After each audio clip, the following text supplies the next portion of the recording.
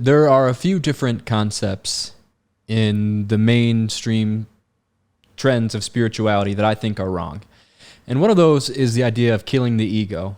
And maybe we can talk about that in a different video, but I don't think that the ego is necessarily something that we need to kill or wrestle with in life. It's more something that we need to ultimately realize is not ourselves. I think I do have a video of this on my YouTube somewhere. I think it's called like Ego Death is an Ego Trip. But another one that I wanted to mention was the idea of the material world, or having an attachment to material objects is somehow like an anti-spiritual expression, you know? I mean, this probably comes from, well, you know, when we look at mystics or we look at these spiritual people, even shamans today, there is this sense of renunciation and isolation and giving up everything. You know, there is this path, but I don't actually think it's necessary. There was this beautiful Alan Watts quote. All Alan Watts talks are really great, but one of the ones, I don't know, I'm talking about Buddhism, and he was writing back and forth with this Zen master. And the Zen master wrote Alan Watts this letter saying, "Dear Alan, I have actually left the monastery to become completely attached to every single thing in life that I can possibly become attached to." And to me, in a way, I feel like that kind of is enlightenment in a way. We think of enlightenment as being the Buddha silently sitting naked with nothing. And that is a form of that. But I think this is also an expression of enlightenment, to realize, well, what I think it is actually, or what this monk was trying to elaborate on, was that that's kind of why we're here, to experience this interaction with the material world, to feel love, to feel the taste of mangoes or berries, or to, you know, feel what it feels like to scrape your knees or to suffer. These things to me are inherently spiritual. And these are actually the things that make us spiritual. I mean, we are in essence spirit. You know, I think that's what this whole world is made out of. You can call it atoms. You know, science says that the world is made up of 99.9% empty space. We call this an atom. And the material world you see around you is made up of these invisible atoms that are spinning around in a chaotic mosh pit so quick that it manifests a world that seems material, not unlike a fan. When a fan is moving quickly, it appears solid. So I guess that's like what science says the world is. To me, that's just language. You can call it atoms, you can call it spirit. To me, it's equally mysterious either way. So I think that the material world is inherently, it's not necessarily something that we need to push away. It's just like the ego thing. It's something that we need to recognize as maybe not being the full truth. Because in life, we go through our experience thinking we are an individual, when in reality, there's so many factors that we are connected to that inspire who we think we even are. You know, the people in our lives, our culture, all these things manifest this illusion of the individual. It molds and structures you into the person that you are, the person that I am. And these things aren't inherently true. That's not really who you are. These are things that were given to you. And, you know, the spiritual practice is to find out who you actually are. And, you know, I traveled around the world. I went to India seeking gurus. I went to Peru seeking shamans, and Mexico seeking witches, and Eastern Europe seeking witches, and all, you know, I've done all kinds of crazy adventures just to try to get a glimpse into who figured it out, if anyone figured it out, or maybe if I search around, I can find bits and pieces that people figured out. And the conclusion I came to about spirituality is it's not the mountaintop. You know, we spend all this time getting to the mountaintop to have this beautiful view and rest. And that's great. It's so great to get to the mountaintop, but it's like the thing that makes that mountaintop worth it is not obviously the views too, but it's the journey to get there. If everyone could get there, you know, it wouldn't be as worth it as it is. So, you know, in a way, these struggles and these blessings that, you know, we stumble on in life,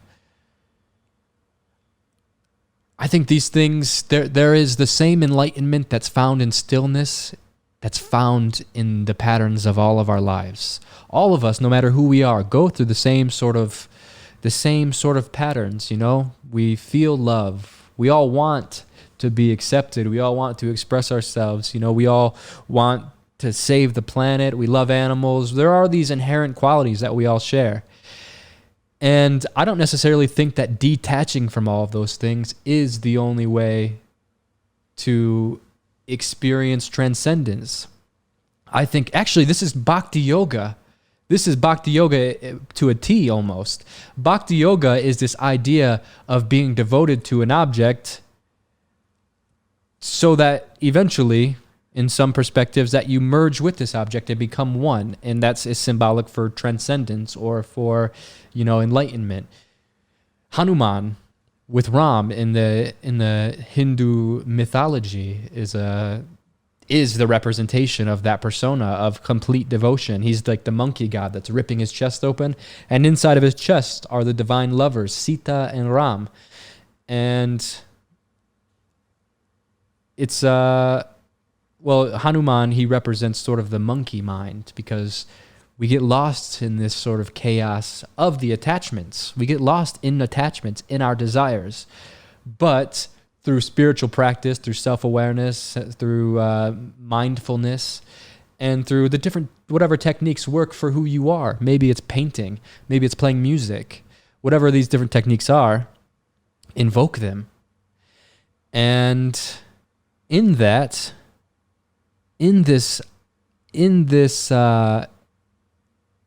awareness of your spiritual nature, anything Hanuman does is Ram and Sita. Everything he does, he's fighting wars, he's doing all kinds of stuff, but it's all divine because his awareness is divine.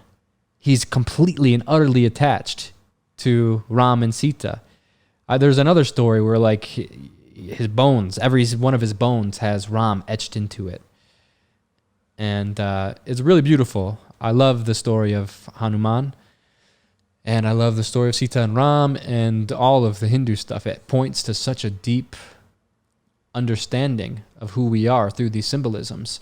So I think that actually we can become attached to an object, or attached to our lives, to our families, to our loved ones, to our own selves, and to the just again, like the blessings of nature. Fruits and cute animals and your homies, skateboarding, you know, saxophone. Oh God, saxophones are so sexy. So there are some blessings in the world mixed in with this suffering that we all commonly stumble on. And I remember back to a moment when I was in Mexico. Again, you just seek, you know.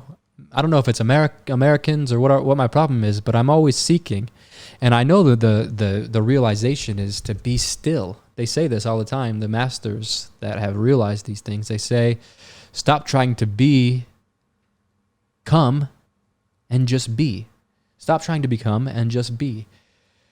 And me, I'm constantly on this treadmill of like, oh, what's next? Just getting lost in these experiences. And I was in Mexico, and I was at this guy's house. I couldn't speak any language to him. He didn't speak English. I hardly spoke Spanish at the time. And we were just like eating tortillas and beans, and it was one of the most spiritual moments I ever had. And it was just like with this old man. And it's like, I've been seeking these moments in, like you do all this crazy stuff. You'll go to a mountaintop looking for this spiritual moment, and it can be found in a tortilla and beans with an old man in Mexico that you can't even talk to.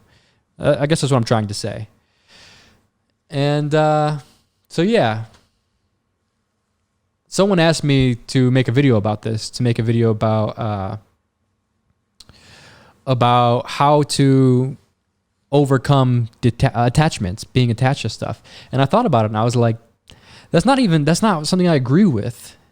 I'm not a part of that thought lineage that says like you gotta leave everything to be spiritual. And maybe if you're like on that Buddha path and the real monk path, and maybe that's your calling. But normal people don't want to renounce from their families and stuff and go live in the forest. Well, I guess we probably all want that, but we want our families with us. But anyways, my name is Dakota. Thank you for watching my YouTube channel. I hope it wasn't too confusing. Let me know what you think. Do you think renunciation, I recognize it's a bona fide path. I bow to it. But is it the only path? Is it the only path? Chop wood, carry water. Nothing has to change in your life once you get a glimpse of the eternal nature that is who you actually are. So follow me on Instagram at Dakota Wint. All my links will be down below. And follow me on YouTube, Dakota of Earth. Follow my podcast on Apple Podcasts or Spotify. It's called A Place for Humans. And it'd be really nice, and I would be very thankful if you left a positive review over on Apple Podcast.